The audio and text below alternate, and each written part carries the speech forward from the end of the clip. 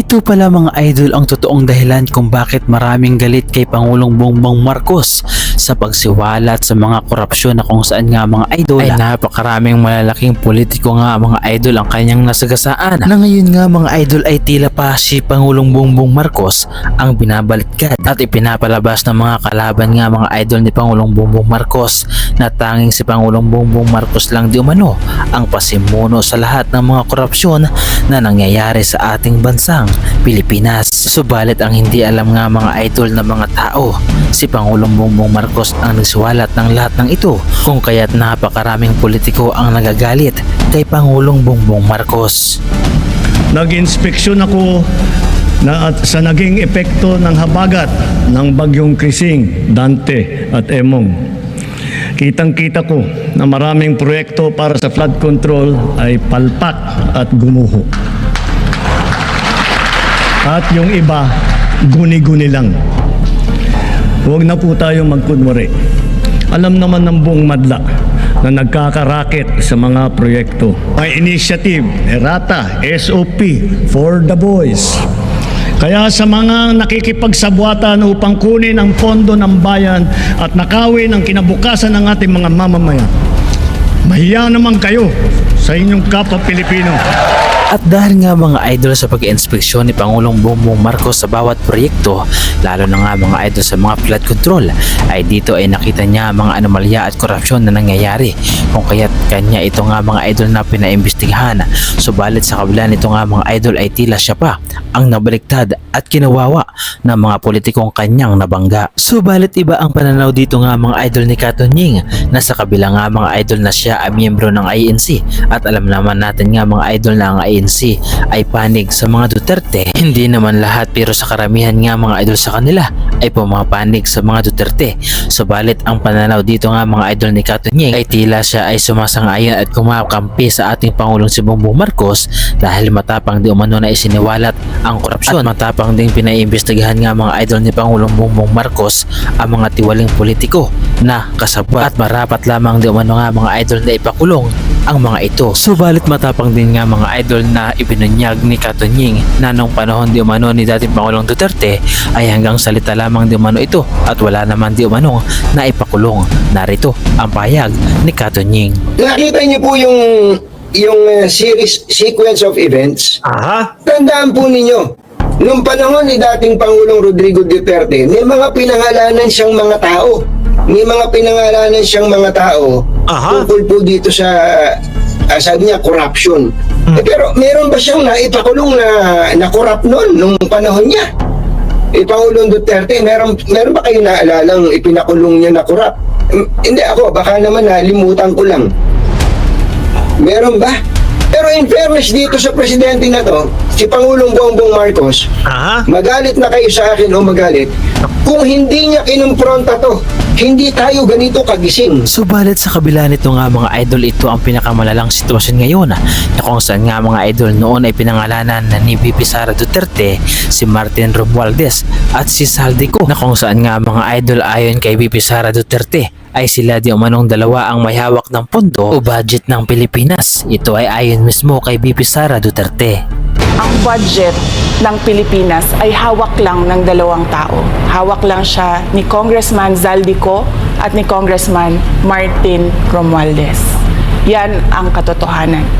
Ang mga pahayag na ito nga mga idol ni VP Sara Duterte ay umani ng reaksyon na kung saan nga mga idol ay pawang katotohanan di umano ang sinasabi ni VP Sara Duterte. Subalit sa kabila nito nga mga idol ay biglang lumutang si Saldico, na ngayon nga mga idol ay bumabaliktad na at tila sinasabi niya na si Pangulong Bongbong Marcos di umano ang may pasimuno at utak di umano nga mga idol na nangyayaring korupsyon sa ating bansang Pilipinas. At ayon pa nga mga idol kay Saldico ay ginagamit ng Pangulo ang lahat ng resources para di umano nga mga idol paktakpan ang lahat ng nangyayari. Nag-deliver papunta sa bahay nila Pangulong Bongbong Marcos at Speaker Martin Romualdez mag-insert o magpasok ng 100 billion worth of projects sa BICAM. Na po ay hindi nila ako mapatay bago ko mailabas ang lahat. Ginawa ko lang ang utos sa akin, pero ngayon handa na akong harapin ang lahat. Ginagamit ng administrasyon ang buong resources ng bansa para tumahimik ako. He will shoot me if I will talk. Gagamitin ako bilang panakipbutas sa kanilang kampanya laban sa korupsyon. Mananahimik, ilalabas ko ang lahat ng katotohanan. May resibo, may ebidensya, at may pangalan. Ito nga mga idol ang mga pahayag na nagbabiral ngayon mula kay Saldico, na kung saan nga mga idol ay sinasabi niya na di umano nga mga idol si Pangulong Bongbong Marcos ang may pakana ng lahat. Subalit ang malaking katanungan dito mga idol ay totoo nga ba na si Saldico ang nagsasalita? Totoo ba ang kanyang mga sinasabi?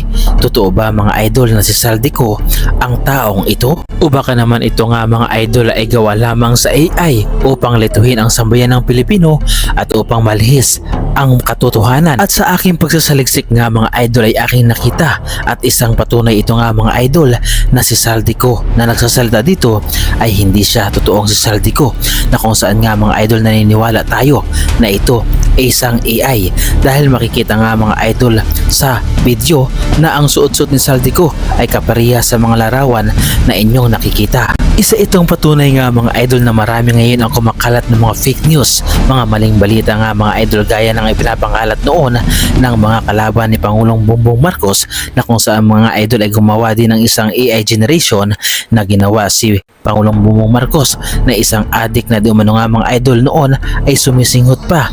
Subalit ngayon nga mga idol ay bistado na ang kanilang gawain. At kung kayo ang tatanungin mga idol, naniniwala ba kayo na isa itong AI lamang at walang katotohanan nga mga idol ang lahat ng ating napapanood patungkol nga mga idol kay Saldico? Isa itong malaking patunay nga mga idol sa sinabi noon ni Mayor Vico Soto na kung saan ay mag-ingat tayong lahat sa mga lumalabas ngayon ng mga fake news at mga maling balita, at sa lahat ng ating mga naririnig baka tayo ay basta-basta lamang maniniwala sa lahat ng mga pakulo ng mga kalaban. Ang aking pag-igayat sa bawat isa, pati na rin sa mga mamamayang, sa ordinaryong mamamayan, na mag-ingat po tayo sa mga naririnig po natin. Alam naman po ng lahat ng tao sa kwarto na ito na may guilty na senador, may guilty na congressman, may guilty na DPWH officials, may guilty na contractor at maaaring sa iba pang ahensya ng pamahalaan. Pero sa puntong ito, nakikita po natin, hindi lang sila basta naglalaglagan, gusto nilang maggulo ang kwento. Gusto nila lituhin tayo. Gusto nila na hindi na natin malalaman kung ano totoo para eventually mawawala na lang na parang bula. Magkakalituhan na tayo, hindi na natin malalaman kung anong totoo sa hindi. Magbabanggit na lang ng kung ano na wala naman silang pruweba o ebidensya. Kung kayo ang tatanungin mga idol, naniniwala ba kayo sa lumalabas ngayon na video patungkol kay Saldico at sa kanyang mga sinasabi patungkol sa ating Pangulo na si Bongbong Marcos, na di umano nga mga idol ayon sa kanya si Pangulong Bongbong Marcos ang pasimuno sa lahat ng mga korupsyon? At naniniwala rin ba kayo mga idol na totoo ang video na kumakalat ngayon, at totoo ba na si Saldico ang taong ito, o kayo ay naniniwala na ito ay isang AI? Ano ang masasabi ninyo mga idol sa reaction video na ito, at ano ang inyong opinyon patungkol dito? Ibahagi nyo naman mga idol ang inyong reaksyon sa ating comment section. So paano mga idol, hanggang dito na lamang muli ang ating reaction video, at kung nagustuhan ninyo mga idol ang reaction video na ito ay pahingi naman ako ng isang like, subscribe, at kung pwede pakapindot na rin ang ating notification bell button para updated pa kayo sa lahat ng ating mga reaction video na katulad nito. Maraming salamat mga idol.